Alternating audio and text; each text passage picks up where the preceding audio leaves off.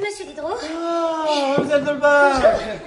Ah, je vous croyais partir en promenade avec toute la compagnie. Oh, après les orgies de bouche qu'il fait tantôt, ils dorment déjà, au bord de l'eau.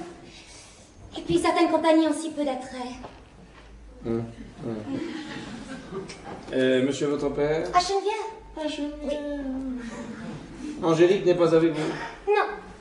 Non, votre fille nous rejoindra plus tard, dans l'après-midi. Je pensais vous trouver avec Madame Terbouche. Non, pensez-vous, je travaille sur un article d'importance. Mais je lui dirai que vous êtes passé. S'il la voit. À bientôt. Allons-y. Vous travaillez? Eh oui, je travaille. Oh, je ne pourrais jamais me repérer au milieu de tant de feuillets. Mais je ne m'y repère pas non plus, vous savez. J'écris sans ordre, sans plan, à la diable, comme ça. Je suis sûr de ne pas manquer une idée. J'ai horreur de la méthode. Vous aviez quelque chose à me dire? Non. Non.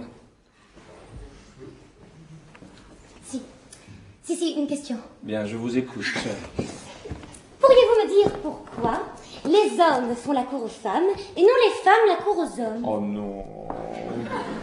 Pourquoi ne posez-vous pas la question à monsieur votre père? Parce que je sais ce qu'il en dirait. Et qu'en dirait-il? Le contraire de ce qu'il en penserait. Les pères mentent toujours pour assurer l'honnêteté de leurs filles.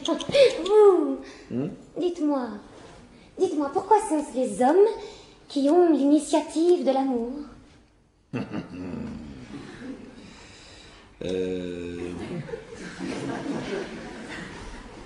Parce qu'il est naturel de demander à celle qui peut toujours accorder. Voilà. Oh, je voudrais vous soumettre un cas. Je vous écoute. Il s'agit d'une jeune fille de 20-23 ans qui a de l'esprit, du courage, de l'expérience, de la santé, plutôt de la physionomie que de la beauté.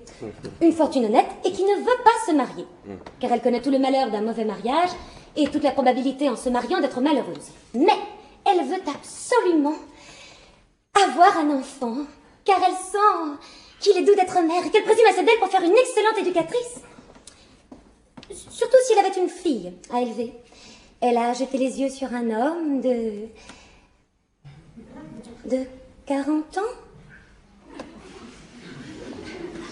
qu'elle a longtemps étudié et en qui elle trouve la figure qui lui convient, ainsi que, dans un degré surprenant, les qualités du cœur et de l'esprit.